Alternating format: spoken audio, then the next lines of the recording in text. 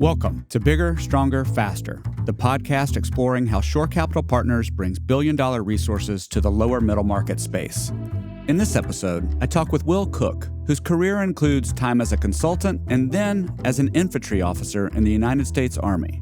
Today, Will is part of the Shore Capital CXO Fellows Program and works as Chief of Staff at Skycrest Roof Co., which at the time of recording was in its first year as a Shore Capital portfolio company. Will explains what the CXO and Chief of Staff role looks like in an early-stage company. One day he's in marketing, one day IT, and the next day it's whatever else is required to build the young business. He shares how important it is as a young executive to really learn the business and build relationships with founders and partners. He also speaks to how important evaluating and managing talent is, even in the earliest stages of a company, or perhaps especially so. Will shares the moment he realized and processed the implications of the fact that in the roofing business, he will never be the hardest worker on his team. The crews putting on roofs will always outwork anyone. This means Will has to be that much more relentless in prioritizing his own time and work to ensure he's focused on what matters most and what creates the most value for those teams and the business. Finally, Will talks about the inevitable highs and lows in a young company and the importance of his CXO colleagues and their shared experiences in maintaining steadiness even when it feels like he's in the eye of a storm. Welcome, Will. Thanks for being here. Thanks for having me. Will you just introduce yourself, give us your name, and a little bit about what you do and where you do it? Yeah, I'm Will Cook. I'm from Winston-Salem, North Carolina, went to the University of Richmond, had a little bit of an eventful career path, worked as a consultant for a bit, joined the Army, was an infantry officer, and now I am the Chief of Staff at Skycrest Roof Co. Skycrest is based in Denver, and we have two different residential roofing companies. We have one in Longmont, Colorado, a couple minutes north of Denver, and then one in Inglewood, Florida. So split in time between those locations and doing all the things a Chief of Staff does. So what are those things? Say more about that. A grab bag of it all. I think I was the quasi-VP of marketing last week, and we've hired a marketing consultant. My CFO and I always joke whenever there's something that needs to be done, it's like, well, we should get the VP of technology on that. And we just stare at each other because it's, we're a very lean platform right now. So, a little bit of everything. But I always looked at the CXO program as sort of a grab bag of responsibilities, especially early on with these platforms. The biggest sin you can make, right, is build this huge corporate team and not have the revenue underneath to support it. And we're taking a very conservative approach. We have a CFO, a controller, and we have a VP of business development and me. And so the CFO and controller, I think, have their little universe. And the VP of BD is definitely doing everything he can to get that engine going and to keep analyzing companies. And then you name it, outside of that, it sort of falls on somebody else. And that somebody else is sometimes me and sometimes it's my teammates. But I like that. That was always an attractive part of the CXO program was you find a problem or you analyze something and you figure it out and you go in the business, and it could be something you have a lot of experience at and something you're good at and something you enjoy, and it could be not. It could be something you're new at, but it's something that needs to be done. So you have an interesting background in that you were a consultant prior to going to the military. Yeah. Just curious how that transpired, but then also how that prepared you for this reality that you've just described. I was in DC doing consulting. I always felt like I had more in common with the guys in uniforms than I did necessarily as a 23-year-old wearing a suit. I felt, I think everybody has a little imposter syndrome, and I certainly felt that, but I was also getting too old for something in my life. I sort of had the moment where it was like, if I don't do this now, I'm never going to do it. It was something I had always been on my mind. My dad's side of the family comes a big military family, so I think you always have the seed sort of planted in your mind, but it's funny being 10 years older now and being like, I was getting too old for something, but it was the time. The big thing in my consulting firm is if you stay here for 5 or 6 years, business school will be free. But then you have to go back to the same consulting firm and all that stuff. And I thought, my dad is residency through the Air Force, and there's other benefits to the military for sure. I sometimes felt like I've gotten more out of the military than I gave, but that's again, imposter syndrome, I guess. So yeah, I decided to go to officer candidate school. In the Army, you have to go to basic training first and officer candidate school. And I remember I went to my unit. I was at the 101st Airborne. I was in the office preparing to deploy some guys to Africa, and they're running the most disgusting spreadsheet I'd ever seen. And it was sad. And I looked at to these guys, I said, hey, give me the afternoon, let me clean this up for you. And I did a V lookup or something, and these first sergeants were just blown away. And from then on, my battalion commander was a fan, I think. And I had a little bit of office capability that some of my peers who had just graduated didn't from that life. So that made my life a little easier. I think I was a little older too, so I wasn't really wild. I wasn't growing up. I was ready to be a professional, and I took the job very seriously.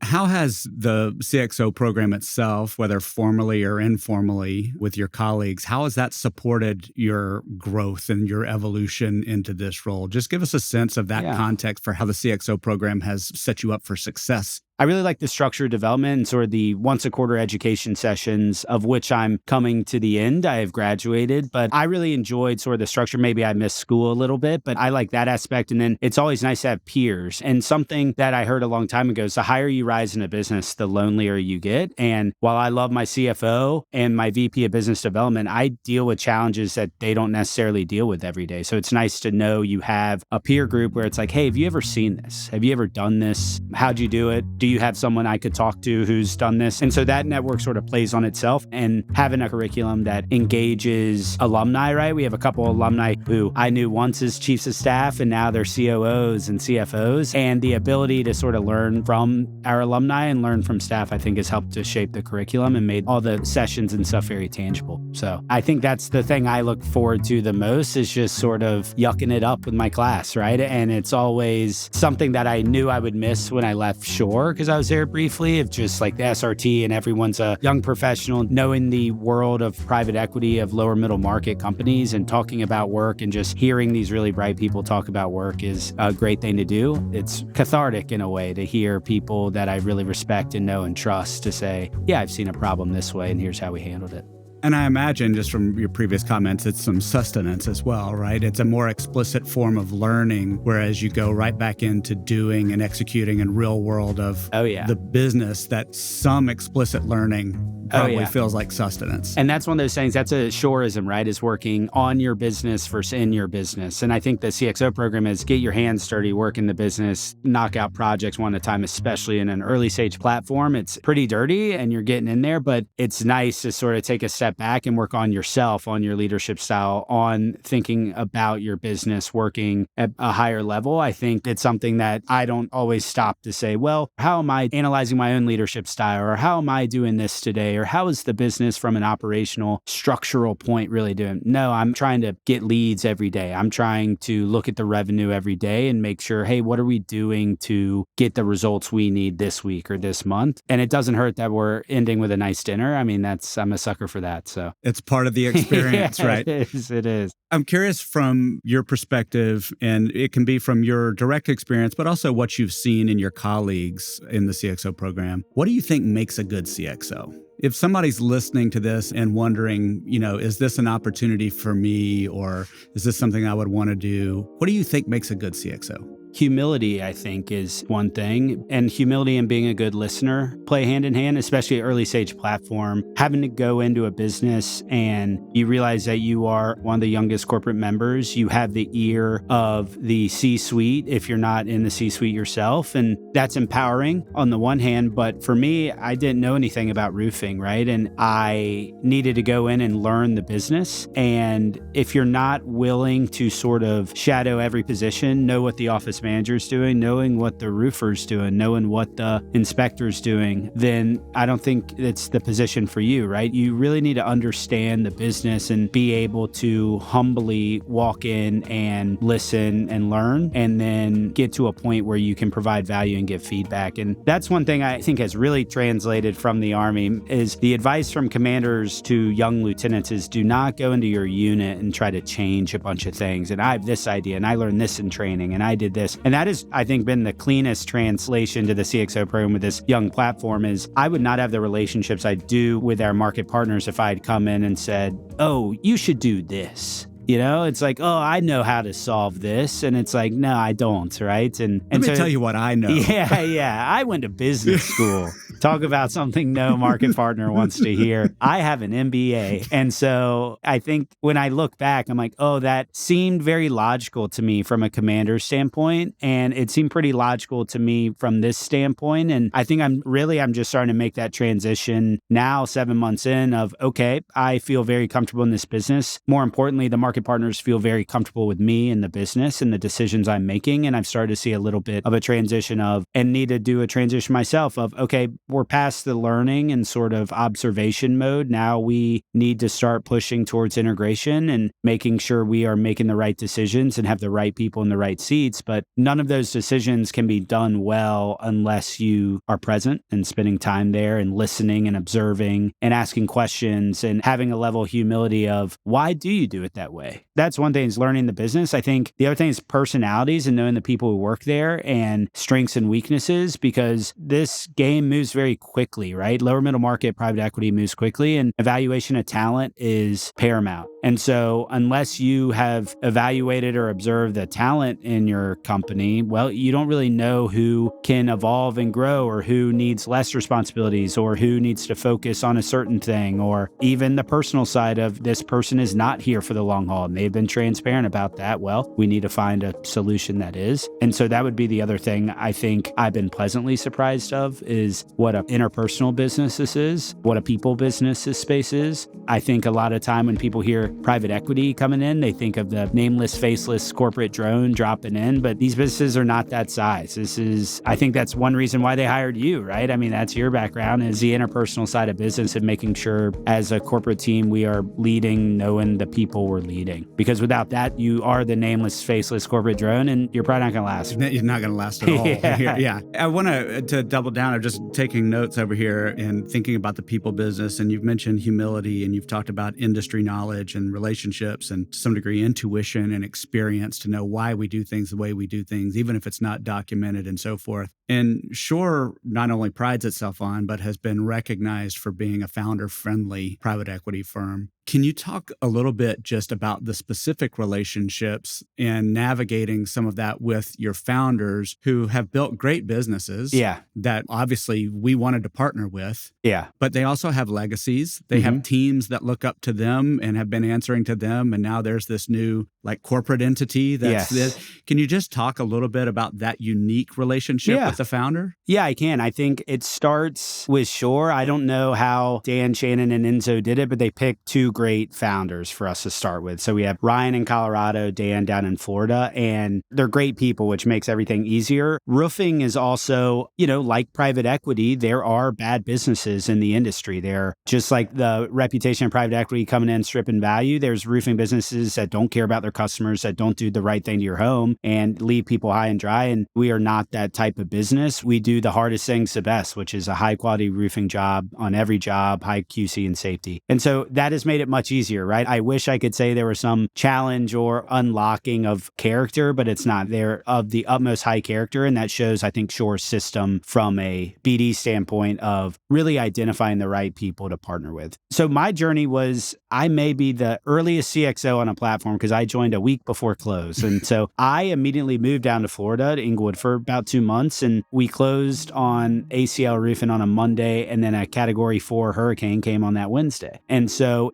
baptism by fire a little bit, but a great example of Dan and Kenya, who are husband and wife, who are presidents of this business, was I had evacuated the flood area of the counties, was on the phone with them talking about work and said, I'm trying to figure out when to come back, but I don't know if I have power or anything like that. And they just go, oh, we'll go check on it. We'll go check on your rental. And they drove over, called me 10 minutes later, said, yeah, somehow you're good to go. Power's on, no flooding, street looks clean. And the area had been banged up a little bit. And that just showed me sort of their character. But I think it also showed them I was eager to get back down. I recognized that this was an important time for their company, for their community. What good are you as a local roofing company if a hurricane comes through and you're not willing and able to be there and support your community? That is what they pride themselves on. They are a community-driven organization. And so I think they really valued the presence. And so the same thing happened December 1st. We closed on our Colorado business and I went up to Longmont, spent almost every day there for a couple months when I wasn't in Florida. And again, learned the business, learned the people, and was present. And I think they feel more comfortable because I've been there, because I've sat in the seat and observed how the business functions.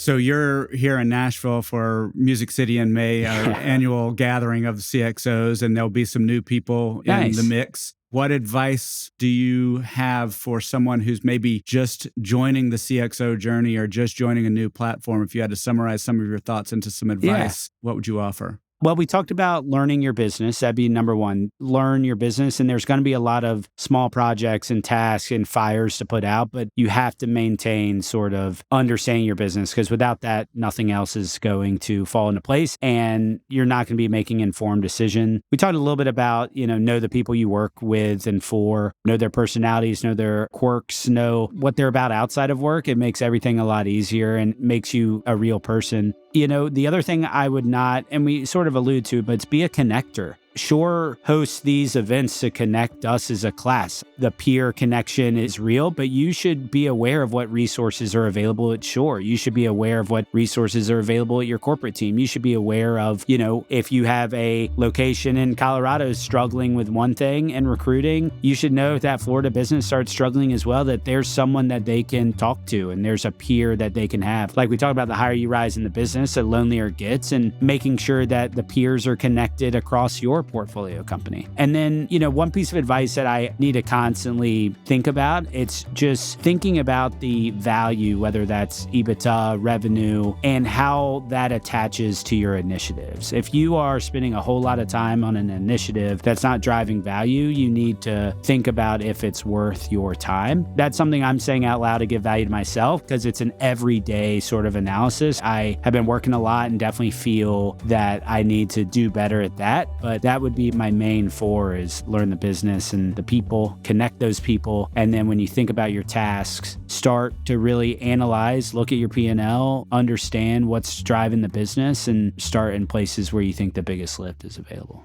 Yeah, I've had a couple of interviews with CXOs, even going back to last year, where the term relentless prioritization has come into play. And that's what I'm thinking about as you're saying that last part. I have on my to-do list to go through my Shore notes and pull out, but that's one of them, pull out the lessons learned. Relentless prioritization is one of them. And it's tough, right? The more ingrained you are in the business, the more issues you see. I think it was Mike Aubrey or someone says you have to be relentless in finding holes in your business, and prioritizing those holes is an ongoing effort. There's no such thing as the perfect business, right? No matter what your background or your type A needs, there is no, this is the reality, right? Yeah, I'm racking my brain. Maybe the local Chick-fil-A, but that's, yeah.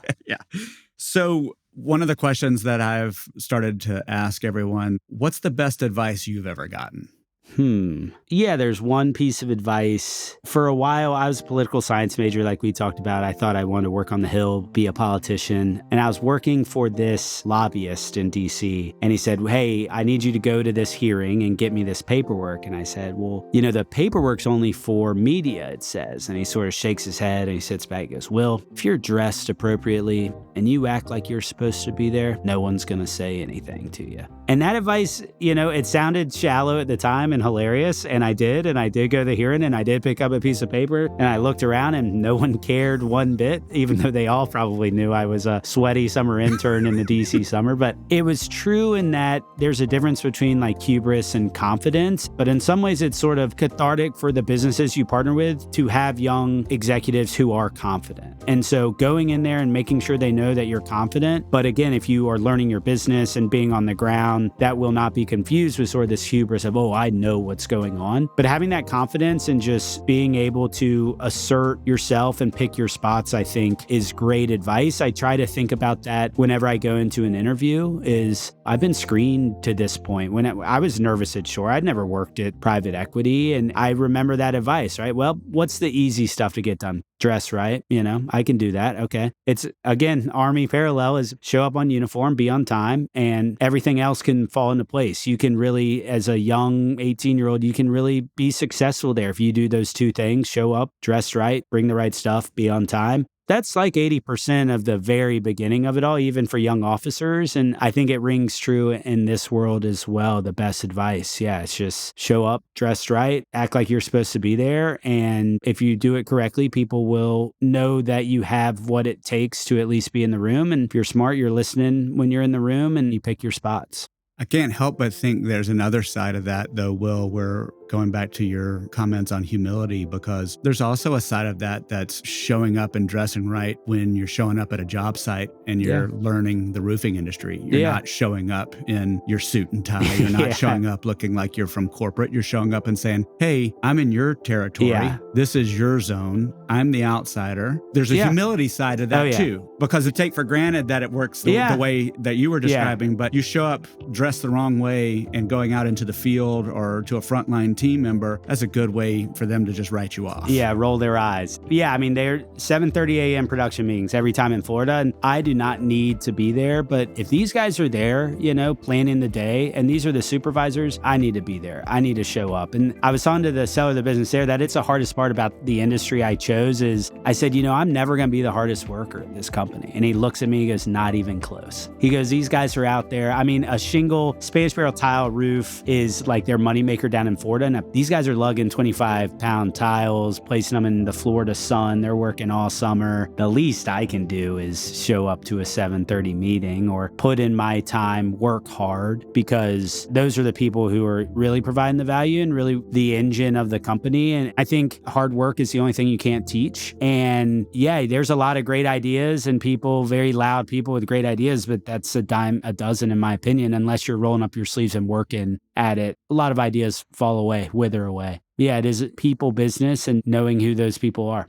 And there is a luck aspect, and there's a lot of highs and lows, and sometimes a ball bounces your way and sometimes it doesn't. And a big part about this business, I think, rings true with sort of a career in the military is very rarely are you going to benefit from a good bounce every single time. A lot of times there's things out of your control, whether it's the market, whether it's losing a big customer. You just have to adjust. It's playing, they love sports metaphors here, which resonate with me, but it's fielding a ground ball, right? Sometimes you have to adjust, you have to get in front of it, and you have to be able to make the play. And I think that's one thing that I've learned, but is again a constant reminder of can't get too high and too low, and you have to sort of stay level. But that's also the point of the CXO event, right? Like it is nice to come in here and come into shore and see friends I know, peers I know, ex-business school professors like Anderson. And the CXO program is built as we are building the next C-suite of these companies, and I take that very seriously. And that doesn't happen overnight. It doesn't happen in 1 year. It happens over many years, over many experiences, and you have to weather the highs and the lows.